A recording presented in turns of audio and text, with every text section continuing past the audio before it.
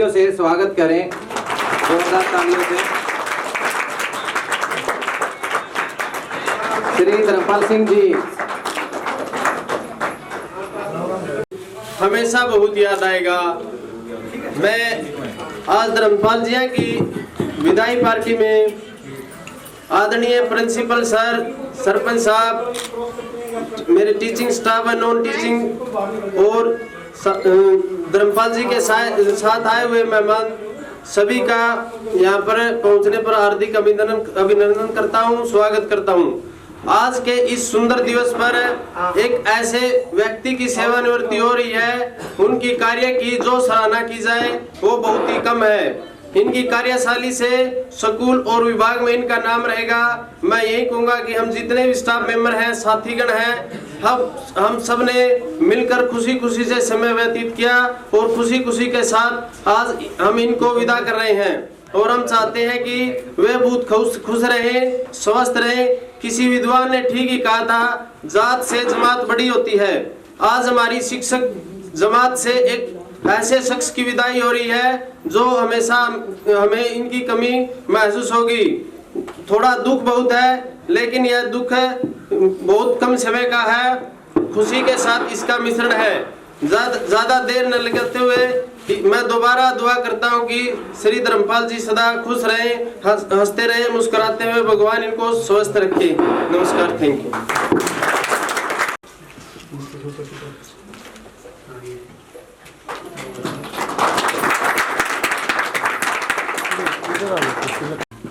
हाँ जी, इधर देखेंगे। ओके जी, थैंक यू बेटा रोनी। आप लोग हैं थोड़े साइड में होते रहे।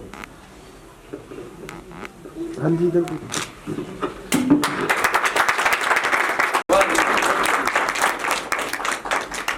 अभी मैं थैंक यू। ठीक है, वाह जी वाह। वो आए हुए हमारे मेहमान। आज तो वैसे तो खुशी का दिन भी है और एक गम का दिन भी है कि हमारे एक साथी हमारे बीच से जा रहे हैं। और खुशी इस बात की है कि उन्होंने दो सर्विस अपने टाइम में, हम खुशकिस्मत हैं जिन्होंने दो सर्विस की हैं, तो अपने टाइम में दो सर्विस कंप्लीट करके जा रहे हैं। तो इसलिए हम बधाई देते हैं श्री धर्मपाल जी को। और धर्मपाल जी तो एक ऐसी शख्सियत है, जब भी हमारे स्कूल में जाते हैं तो एक रौनक सी आ जाती है।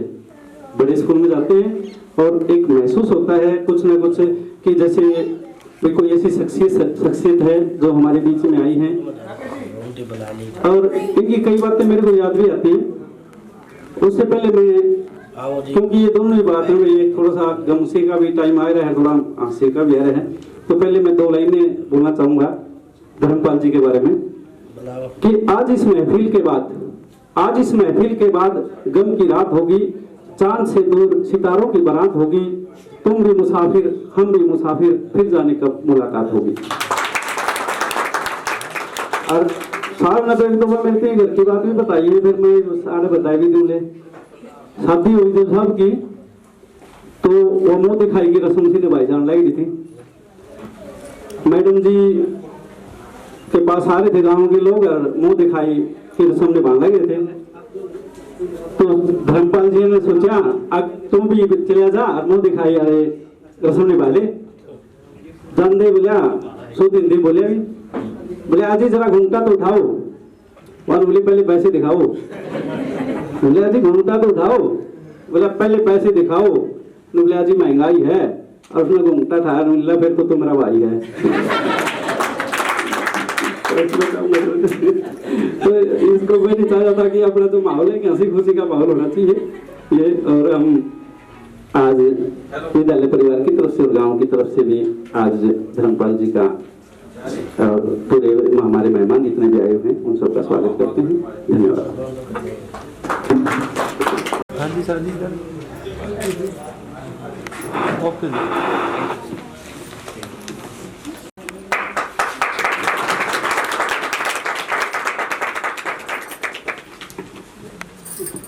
हाँ जी, इधर देखेंगे।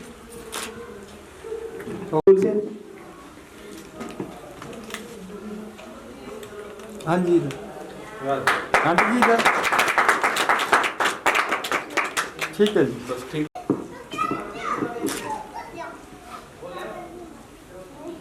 और है कोई हो गया सबका? ठीक है, ओके जी। आप रह गई थी। हाँ जी, इधर देखिए। हाँ, थैंक यू बीना जी। योग्य मेरे आदिल अजीज नंबरदार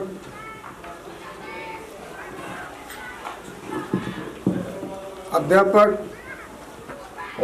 और सूबेदार मेजर धर्मपाल सिंह, प्रिंसिपल साहब, सरपंच साहब, पूनिया साहब, हेड साहब और अध्यापकगण, मातृशक्ति,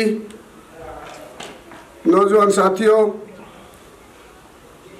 आमंत्रित मेहमान, मेरे गांव से नंबरदार सुरेंद्र सिंह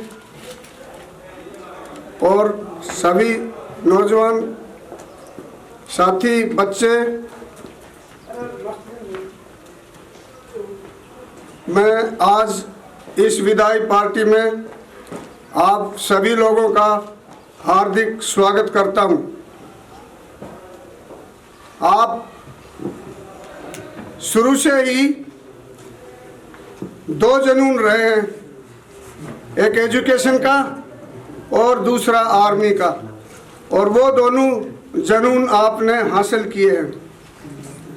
पहला जुनून जय विद्यार्थी ये अपनी क्लास में फर्स्ट आते रहे और कई बार इनको एज ए क्लास में अवार्ड भी मिल चुका है एज ए विद्यार्थी। बड़ी पढ़ाई में इनकी बड़ी अच्छी लगन थी और इसके साथ साथ इनको जुनून था आर्मी के अंदर, और इन्होंने आर्मी ज्वाइन की। आर्मी ज्वाइन करने के बाद इनके ऐसे ऐसे महत्वपूर्ण पदों पर रहे हैं जिनको मैं एक एक करके आपको बताऊंगा। आर्मी के अंदर जाने के बाद भी अपनी एजुकेशन से इन्होंने नाता नहीं तोड़ा, और एक कोर्स होता है हमारे आर्मी में, शायद ये जोगेंद्र जी जानते हैं या और जो एक्समैन हो वो जानते हैं, एजुकेशन कोर्स होता है जो कि पचमढ़ी में होता है, और इन्होंने वो कोर्स किया। इसके बाद वहीं से इनका बाय नेम डायरेक्ट नाम आया as a instructor, as a teacher, Ahmednagar centre and school Ahmednagar के अंदर 2 साल इन्होंने वहाँ पर क्लासें ली। वहाँ पर पढ़ाया जाता है, जैसे नॉन मैट्रिक आदमी होता है उसको मैट्रिक करवाना, मैपिडिंग करवाना इत्यादि वगैरह। उसके बाद अपनी यूनिट में आए ये, और एक बहुत महत्वपूर्ण अपॉइंटमेंट होती है सिग्नल कम्युनिकेशन की। उसमें बहुत से इक्विपमेंट होते हैं, बहुत अच्छे मतलब पढ़े लिखे आदमी को वो ड्यूटी दी जाती है। इन्होंने लगातार 7 साल का बड़ा लंबा अरसा होता है, 7 साल सिग्नल कम्युनिकेशन का वो निभाया है। सिग्नल कम्युनिकेशन का मतलब जैसे छोटी भाषा में समझाऊं तो जैसे जो पीए होते हैं, जैसे धर्मवीर अभी अपना मिनिस्टर है उससे बात करनी है तो पहले पीए से बात की जाएगी। तो आपने देखा होगा पीए कभी फोन उसका उठा रहा है, कभी इसका उठा रहा है, कभी उसका। तो ये बहुत बड़ी उपलब्धि होती है। जी कमांडेंट से सीधे बात नहीं कर सकते। सबसे पहले कम्युनिकेशन का जो इंचार्ज हो उससे मिलाप किया जाता है कि साहब अभी खाली हैं या प्रोग्राम क्या है, अपॉइंटमेंट क्या है। जो भी अपॉइंटमेंट लेनी होती है वो कम्युनिकेशन इंश्योरेंस के से ही ली जाती है। इसके बाद इन्होंने एज ए मतलब आर्मी का सोल्जर होते हुए कलरक की ड्यूटी की है, और कलरक की ड्यूटी आप जानते हो कि बहुत वैसी वो होती है जिससे कि बहुत समझदार आदमी को लगाया जाता है। और इनका उसी कलरक से इनको अपॉइंटमेंट मिली जो है कि नायब रिशलदार बने, फिर ये रिशलदार बने, और रिशलदार बनने के बाद ये बहुत ही महत्वपूर्ण ड्यूटियों के ऊपर रहे। ये क्वार्टर मास्टर रहे जिसको उसके राशन पानी लाते हैं, ये रहे। इसके बाद ये सीनियर जस्टिस रहे जो कि पूरी अपने स्क्वाड्रन के ऊपर पूरा एडमिनिस्ट्रेशन देखना, पूरी छुट्टियां देखना, और इनका बहुत ही अच्छा योगदान रहा। सबसे बड़ी बात है इनको उस दौरान एक टास्क मिला था, बहुत बड़ा टास्क मिला था डिवीजन लेवल पर, और इनको अपॉइंटमेंट किया गया कि आप जाइए इस टास्क को आप ही कर सकते हैं। उन्होंने बड़ी अच्छी बेखूबी से निभाया। आपकी भाषा में क्या बोलते हैं, हमारी भाषा फौजी भाषा में बोलते हैं उसको डीओ लेटर। वहाँ से एक डीओ लेटर आया कि ऐसा होनहार जैसे आपकी रेजिमेंट में है जो हमारा ने नाम रोशन किया है बहुत अच्छी बेखूबी से। रेजिमेंट में उन कमांडेंट साहब ने दरबार लिया और दरबार के दौरान उन्होंने कहा कि देखो आज एक धर्मपाल साहब की वजह से मेरा भी नाम ऊंचा हुआ है, मेरी यूनिट का नाम ऊंचा है और ये एक मिसाल है। हर ओहदेदार को ऐसा काम करना चाहिए ताकि हम भी अपनी गर्दन उठा के जा सकें। इसके बाद ये अपने 28 साल पूरी करके जनून हो ही रहा। उसके बाद इन्होंने डिव सिग्नल यहाँ पर कंटीन है उसमें काम किया और आपको मैं उदाहरण के साथ बताता हूँ, इतनी ईमानदार वफादार इसे इन्होंने काम किया जो आज इनकी पहचान है। मेरे बेटे की शादी थी और मुझे 4-5 दिन पहले मैंने गाड़ी लेना समझा तो मैंने बोला डीपी साहब ऐसे गाड़ी लेनी है, बोले कागज़ ले आओ जल्दी ला दूँगा। मैं यहाँ पर पेपर लेके आया, जो पेपर वहाँ पर काफ़ी प्रोसेस है, वहाँ जाओ यहाँ जाओ टोकन लो ये लो वो लो। मुझे कहीं जाने की जरूरत नहीं पड़ी, मैं वहाँ बैठ गया ये सब पूरी कार्रवाई करके और जहाँ भी जिस डिपार्टमेंट में जाते थे वहीं भी बोलते थे डीपी साहब बैठिए चाय लाते। मतलब मेरे पूरे उसी दिन डॉक्यूमेंट कंप्लीट करवाए। तीसरे दिन गाड़ी के पूरे पेपर सबमिट करके और मुझे दे दिए गए। 5 बजे यहाँ से मैं गया, जा करके 8 बजे गाड़ी डिलीवर करके 10 बजे अपने घर पहुँच गया। कहने का मतलब ये है कि इनकी पहचान थी। अगर पहचान थी तो इतनी जल्दी नहीं, तो आपको पता है कि कितने चक्कर कटाते हैं, आपको मालूम है। तो ये एक बहुत बड़ी उपलब्धि है, मुझे फ़ख्र होता है ऐसा मेरे परिवार के उसके ऊपर कि जिन्होंने इतनी वफादारी से काम किया और हमेशा ये बड़े ईमानदार रहे हैं, लॉयल रहे हैं, जिस भी जहाँ भी रहे हैं ये अपनी पहचान बना चुके हैं और पहचान बन। प्रिंसिपल साहब इनके जो फादर और जो मदर है, मातृशक्ति को भी ये कहना चाहता हूँ, अगर अपने किसी बच्चे को जन्म दिया है बहुत बड़ी बात है, लेकिन उसको संस्कार देना बहुत बड़ी बात है। मैं उस इनकी मम्मी को भी प्रणाम करता हूँ जो कि आज इनको ऐसे संस्कार दिए जो आज सब जगह अपनी पहचान बनाए जाते हैं। इनके जो फादर थे नंबरदार उदय सिंह, उन्होंने जिसको भी शिक्षा दी है वो आज अपने मुकाम पर पहुंचा है, जिसकी 2 मिसालें हैं, एक मैं हूं, एक नंबरदार सुरेंद्र सिंह है। मैं साहब मुझे बड़ा सौभाग्य प्राप्त हो रहा है कि मैं आज ऐसे पढ़े लिखे समाज के अंदर स्पीच कर रहा हूं। मैं किसी कॉलेज और स्कूल में नहीं गया हूं, आप बिलीव नहीं करोगे मेरे गांव के बैठे सब। मेरा एक ही उस्ताद था, इनका पिताजी, और पढ़ाई मेरी दिन में नहीं होती थी, रात के 11 बजे तक बातें करते थे और उन्हीं से मैंने सीख के आज मैं इस जगह पर हूँ। ये मैं उस चीज़ को भूल नहीं सकता। वो ऐसे आदमी थे, ये नंबरदार साहब हैं सोनी जी, एक ही घर है हमारे गांव में, इतने बड़े गांव में, और उन्हीं के साथ रहते थे। आज ये गांव के नंबरदार हैं। ये एक बहुत बड़ी बात है। ये मतलब उनके अंदर वो पॉजिटिव था और उनसे ही शिक्षा मिली है, अपने माँ बाप का नाम रोशन किया है और उनके चरणों पे ये चले हैं। तो मुझे बड़ी खुशी है कि 2 ड्यूटी करने के बाद ये आज अपने उसमें जा रहे हैं, परिवार में जा रहे हैं। खुशी भी है और दुख भी है। दुख इसलिए है, हो सकता है कि ये 2 साल 4 साल 5 साल और यहाँ रहते तो पता नहीं इनके पढ़ाए हुए कोई IPS बन सकता था, कोई हेडमास्टर बन सकता था, प्रिंसिपल बन सकता था। ये दुख ज़रूर है, लेकिन खुशी इसलिए है कि अच्छी सेहत के साथ ये अपने परिवार में जा रहे हैं।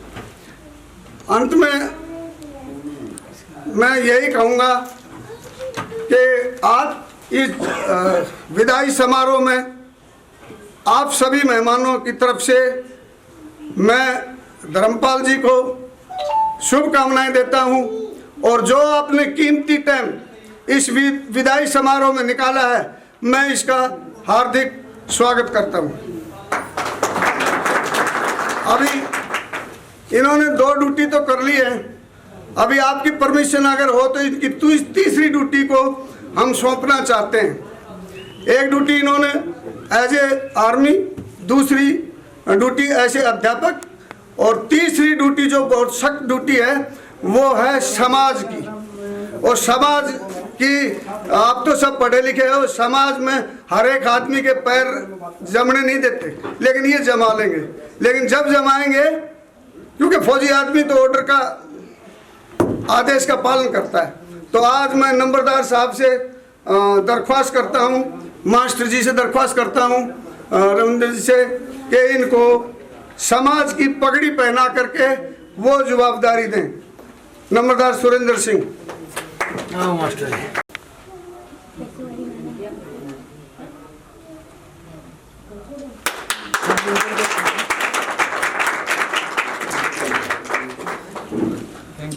धन्यवाद नंबरदार साहब।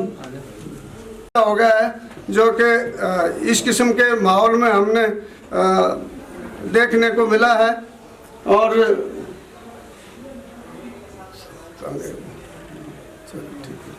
तो हम तो यही उम्मीद करते हैं कि भगवान इनको खुश रखे, यहाँ रहें चाहे गांव में रहें, लेकिन ये जो हमारी समाज की जवाबदारी है इसको निभाना आपका कर्तव्य है।